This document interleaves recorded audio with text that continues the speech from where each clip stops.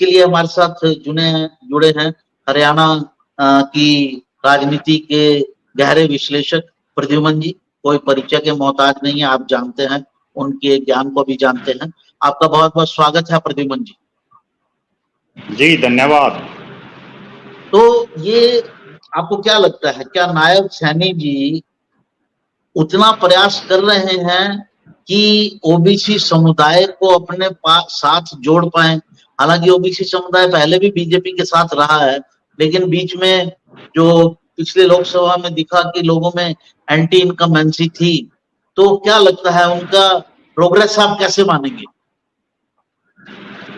देखो, नायब सिंह सैनी जब से प्रदेश के मुख्यमंत्री बने हैं तब से वो पूरी तरह से एक्टिव मोड में हैं और लगातार लोगों के बीच में जा रहे हैं। और विशेषकर जो बैकवर्ड जो समाज है, बीसी समाज है या ओबीसी समाज हम उसको कह सकते हैं, उसमें वो लगातार अपने कार्यक्रम कर रहे हैं। और ना केवल नायब सैनी खुद, बल्कि अब तो उनकी जो धर्मपत्नी है सुमन सैनी, वो भी चुनावी समर में उतर चुकी हैं। क्योंकि चुनाव बिल्कुल नजदीक है और नायब सिंह सैनी की जो परीक्षा होनी है विधानसभा चुनाव में, उसमें बहुत कम समय है। ऐसे में उनकी जो धर्मपत्नी है, जो राजनीति में पहले से सक्रिय हैं, वो जिला परिषद का चुनाव भी लड़ चुकी हैं, बीजेपी में भी काफी समय से वो सक्रिय हैं। हालांकि उन्होंने कभी कोई विधानसभा या लोकसभा का चुनाव नहीं लड़ा, वो लगातार कार्यक्रम कर रही हैं। अभी पिछले दिनों उनका हिसार और हिसार के साथ लगता जो बरवाड़ा विधानसभा क्षेत्र है, उसके बरवाड़ा में कार्यक्रम रखा गया। बीसी समाज की तरफ से उनका सम्मान समारोह का आयोजन किया गया। और सुमन सैनी इन दो कार्यक्रमों के अलावा भी हरियाणा प्रदेश के अलग अलग इलाकों में लगातार सक्रिय हैं, लोगों के बीच में जा रही हैं। नायब सिंह सैनी अक्सर जो सरकारी कार्यक्रम हैं वो कर रहे हैं, जबकि जो उनकी धर्मपत्नी हैं वो जो समाजों की तरफ से जो कार्यक्रम है या जो सामाजिक कार्यक्रम हैं उनमें ज्यादा कहीं ना कहीं शिरकत कर रही हैं। नायब सिंह सैनी हर हालात में ये चाहते हैं कि जो ये बहुत कम समय का उनको कामकाज मिला है, कार्यकाल मिला है, इसमें कोई वो ऐसा काम करके दिखाएं जिससे भारतीय जनता पार्टी की सरकार तीसरी बार आए और नायब सिंह सैनी दूसरी बार प्रदेश के मुख्यमंत्री बने। जी जी, तो अपने परिवार को एक तरह से उन्होंने झोंक दिया है। उनकी पत्नी पहले ही सक्रिय हैं, वो भी जाकर सोशल लेवल पर अपने समाजों से मिल रही, अपने समाज के लोगों से मिल रही हैं, और नायब सिंह सैनी मुख्यमंत्री के रूप में काम कर रहे हैं। आपके आकलन के अनुसार अब तक, अब 2-1 महीने हो भी गए हैं, समाज में, पूरे समाज में, पूरे 36 बिरादरी में और खास तौर से ओबीसी समाज में उनकी स्वीकार्यता क्या हुई है? देखो, नायब सिंह सैनी लगातार प्रयास कर रहे हैं, उनकी स्वीकार्यता कितनी होगी ये तो जब विधानसभा का चुनाव का परिणाम आएगा तब पता चलेगी। लेकिन जिस तरह के उनके कार्यक्रम हो रहे हैं, हिसार के और बरवाड़ा का जो कार्यक्रम है उसकी जानकारी अगर मैं दर्शकों को दूं तो उसमें पूरा बैकवर्ड समाज की तरफ से जो सम्मान समारोह था वह मुख्य रूप से दो जातियों के लोग ज्यादा दिखाई दिए, एक सैनी और दूसरे जो प्रजापति या कुम्हार जो समाज है उसके लोगों की बहुतायत मिली। हालांकि जितनी संख्या में होने चाहिए थी भीड़, उससे बहुत कम लोग उनको सुनने के लिए आए। और जो 28 तारीख का कार्यक्रम था, दर्शकों को मैं एक बड़ी बात बताऊं, 28 तारीख को हिसार में बैकवर्ड समाज के 3 अलग अलग कार्यक्रम थे, जिनमें एक कार्यक्रम में चौधरी भूपेंद्र सिंह हुड्डा और चौधरी उदय भान ने शिरकत की। एक कार्यक्रम जो बरवाड़ा में हुआ उसमें कुमारी शैलजा ने शिरकत की। और वहीं बरवाड़ा में शाम को एक कार्यक्रम हुआ जिसमें मुख्यमंत्री की धर्मपत्नी जी ने शिरकत की। लेकिन सबसे कम भीड़ अगर बात करें तो वो मिसिज सैनी का जो कार्यक्रम था उसमें सबसे कम भीड़ रही। कहीं ना कहीं भीड़ को वो आकर्षित नहीं कर पा रही, और जो लोग आ रहे हैं वो भी केवल जो पार्टी से जुड़े हुए नेता और कार्यकर्ता हैं बैकवर्ड के, वही दिखाई दे रहे हैं। और ज्यादातर जो बैकवर्ड समाज है उसमें जो मुख्य जो जातियां हैं, चाहे वो अगर हम हिसार जिले की भी बात करें तो यहाँ यादव भी बहुतायत संख्या में है, जांगड़ा भी बहुतायत संख्या में है, लेकिन दोनों समाजों के लोग बहुत कम मात्रा में वहां दिखाई दिए। कहीं ना कहीं अभी तक नायब सैनी और उनकी धर्मपत्नी की तमाम जो बैकवर्ड समाज है उसमें स्वीकार्यता सही ढंग से नहीं बन पाई है, क्योंकि वो अभी राजनीति के नए नए खिलाड़ी हैं। वो केवल कुरुक्षेत्र और नारायणगढ़ तक ही सीमित रहे हैं। अब वो पूरे हरियाणा प्रदेश के मुख्यमंत्री बनने के बाद नेता धीरे धीरे बनने की कतार में हैं।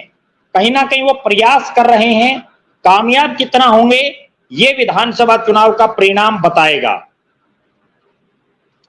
एक जी। चीज ये बताइए प्रद्युमन जी कि क्या जो ओबीसी समाज है या जो दलित समाज है, जो वंचित समाज है, क्या उसमें नायब सिंह सैनी को लेकर कोई अट्रैक्शन है कि हमारे समाज में से, दलित समाज में से, वंचित समाज में से किसी को मुख्यमंत्री बनाया गया है?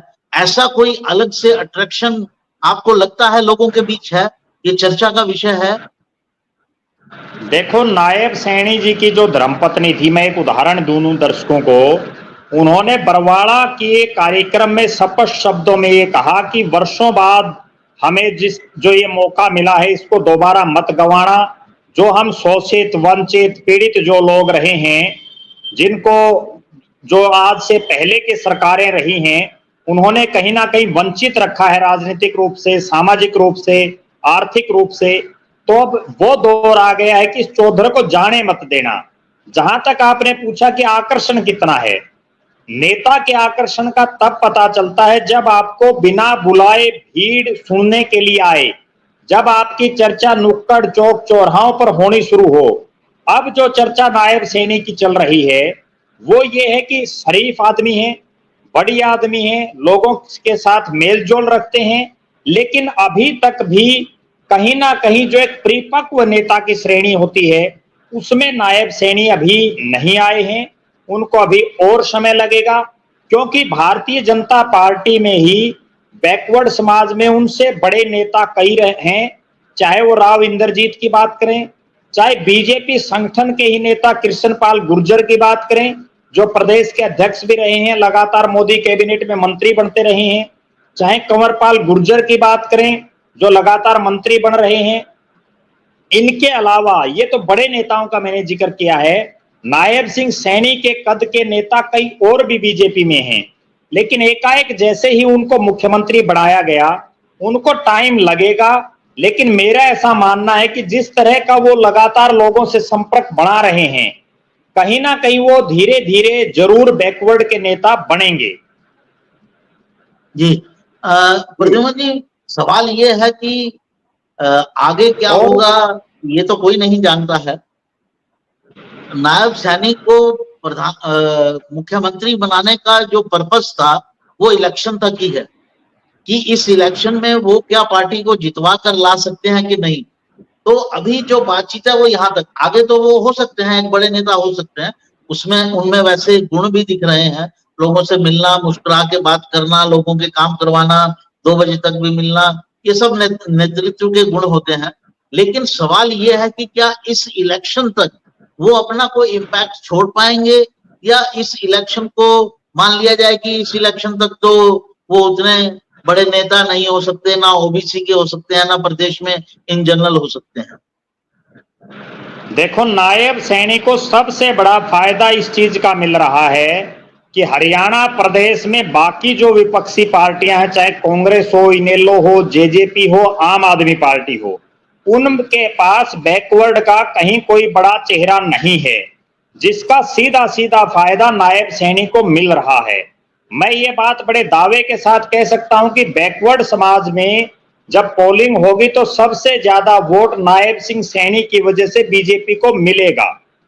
लेकिन जहां तक चुनाव का परिणाम क्या रहेगा, वो परिणाम इस चीज पर निर्भर है कि दोनों पार्टियां किस तरह के प्रत्याशियों को चुनावी मैदान में उतारती है। एक बहुत बड़ी बात मैं दर्शकों को बताऊं, जो लोकसभा चुनाव का परिणाम था उसमें कहीं कोई ना मोदी जी का जादू चला, ना राहुल गांधी का कहीं कोई जादू था।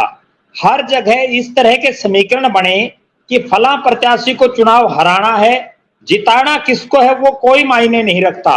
ऐसे ऐसे उम्मीदवार चुनाव जीत गए जिनका उस इलाके से कहीं कोई लंबा चौड़ा कभी कोई संपर्क था ही नहीं। अगर हम एक उदाहरण दें, सोनीपत की सीट पर जो सतपाल ब्रह्मचारी कांग्रेस के प्रत्याशी चुनाव जीते, वो चुनाव से पहले कहीं कोई जींद में उनका कहीं कोई नाम लेवा तक नहीं था। दूसरी तरफ अगर बात करें, चाहे राज बब्बर को वोट पड़े, उनका भी उस गुड़गांव से कोई लेना देना नहीं था। इसी तरह से विधानसभा चुनाव में भी हार और जीत केवल प्रत्याशियों पर निर्भर रहेगी। नायब सिंह सैनी चूंकि प्रदेश के मुख्यमंत्री हैं, वो किस तरह के प्रत्याशियों की सिफारिश करते हैं चुनावी समर में उतारने के लिए। एक बहुत बड़ी बात मैं और बताऊं कमल जी दर्शकों को, हरियाणा प्रदेश में वर्तमान में नायब सिंह सैनी का कहीं कोई विरोध दिखाई नहीं दे रहा, कहीं कोई एंटी इनकम्बेंसी उनके खिलाफ नहीं है। सिर्फ अगर विरोध कहीं है तो जो लोकल विधायक हैं, लोकल बीजेपी के मंत्री हैं, लोकल जो बीजेपी के पदाधिकारी हैं, या जो एमएलएज हैं, या जो चुनाव हारे हैं, उन लोगों ने लोगों के काम नहीं किए, वो 5 साल तक जनता के बीच में नहीं रहे। अगर बीजेपी जो सिटिंग एमएलए, सिटिंग मंत्री और जो बड़े जो दावेदार रहे हैं, टिकटों के जो प्रत्याशी रहे हैं, उनमें से 50 से 60 लोगों की टिकट बदल दे और जिस तरह से नायब सिंह सैनी को तमाम धुरंधरों को दरकिनार करते हुए मुख्यमंत्री की कुर्सी पर बैठाया, इसी तरह का कोई फैसला ले ले, तो निश्चित रूप से नायब सिंह सैनी की जो स्वच्छ छवि है, जो उनका काम करने का एक मादा है, बेशक उनको कम समय मिला, और जिस तरह से वो लोगों के बीच में रहते हैं, वो कहीं ना कहीं प्रभावित करेगी और तीसरी बार वो बीजेपी की सत्ता को ला सकते हैं। लेकिन शर्त यही है कि उनको प्रत्याशी चूज करने होंगे इस ढंग के जो नए लोग हों। प्रद्युमन जी, एक सवाल आपने उठाया कि वो पार्टी को सत्ता में ला सकते हैं, तो आज की स्थिति में, करंट स्थिति में, अगर सब कुछ ठीक होता है, अगर सही प्रत्याशी बदले जाते हैं और सही प्रत्याशी दिए जाते हैं दोनों तरफ से, तो आपको कितनी परसेंटेज, क्या परसेंटेज देंगे आप कांग्रेस की जीतने की संभावना को और बीजेपी के जीतने की संभावना को? देखो, मुझे ऐसा लग रहा आज के दिन कांग्रेस पार्टी विधानसभा की 30 से ऊपर सीटें आसानी से जीतने जा रही है। भारतीय जनता पार्टी भी 30 के आसपास आज के दिन खड़ी है, और जो 10-12 सीटें हैं वो इनेलो, निर्दलीय और जो छोटे दल हैं उनको मिलेंगी। बाकी की जो 15 से 18 सीटें हैं वो केवल वो पार्टी जीतेगी जो प्रत्याशियों का सही चयन करेगी। और आज के हालात में ये लग रहा है कि हरियाणा में एक बार फिर से बहुमत किसी पार्टी का नहीं आता दिख रहा, क्योंकि जो ही कांग्रेस पार्टी टिकटों की घोषणा करेगी, कांग्रेस में एक एक सीट पर 10-10 दावेदार खड़े हैं, तो कांग्रेस में भगदड़ मचने की बहुत बड़ी स्तर पर संभावनाएं दिखाई दे रही हैं। क्योंकि जिस पार्टी का राज बनने की सबसे ज्यादा उम्मीदें होती हैं, उसी में भगदड़ ज्यादा मचती है, ज्यादा दावेदार होते हैं। कहीं ना कहीं उसका नुकसान कांग्रेस को होता हुआ दिखाई दे रहा है। बीजेपी चूंकि एक अनुशासित पार्टी है, अगर हमने पिछली कुछ दिन पहले भी कुछ वीडियोज इस तरह के किए थे जिसमें बीजेपी की जिन लोगों ने खिलाफत की थी लोकसभा चुनाव में, या जिन लोगों ने सही ढंग से काम नहीं किया था, धीरे धीरे पार्टी उनको साइड लाइन और खुडे लाइन लगाने लग गई है। कांग्रेस में उस तरह का कहीं कोई एक्शन देखने को नहीं मिलता। लोकसभा चुनाव में भी कई सीटें ऐसी थी जहां कांग्रेस के प्रत्याशियों का कांग्रेस के कई नेताओं ने समर्थन नहीं किया, सही ढंग से उनकी मदद नहीं की, लेकिन अभी तक कांग्रेस की आलाकमान कोई बोल्ड फैसला नहीं ले पाई है। तो मेरा ऐसा मानना है कि एक बार फिर से हरियाणा प्रदेश में बिना बहुमत की सरकार 2024 में फिर से बनेगी। आज के दिन एज कहीं ना कहीं कांग्रेस को है, लेकिन जैसे ही टिकटें बटेंगी उसका फायदा बीजेपी उठाएगी। जी प्रद्युमन जी के अनुसार आज कांग्रेस एक कदम आगे है, लेकिन टिकटों की मारामारी कांग्रेस में बहुत रहने वाली है, और उस भगदड़ में बहुत सारे जो कैंडिडेट हैं, जिनमें काफी सारे मजबूत कैंडिडेट भी होंगे, वो इनेलो की तरफ भागेंगे, कुछ बीजेपी में भी जा सकते हैं, और तो इसका नुकसान कांग्रेस को होगा। प्रद्युमन जी, आपने पूरी स्थिति पर विश्लेषण किया, बहुत अच्छा विश्लेषण किया, आपने हमको समय भी दिया, आपका बहुत बहुत धन्यवाद। फिर मिलते हैं किसी और मुद्दे के साथ। दर्शकों, आपको हमारा ये अंक पसंद आया हो तो लाइक कीजिए, सब्सक्राइब जरूर कीजिए, उसकी चाहत हमारी हमेशा बनी रहेगी। आप भी सब्सक्राइब करेंगे और अगर आगे हमारे चैनल को बढ़ाएंगे तो हम उससे प्रोत्साहित होते हैं और अच्छी खबरें लेकर आते हैं। आपका बहुत बहुत धन्यवाद एक बार फिर से प्रद्युमन जी, नमस्कार।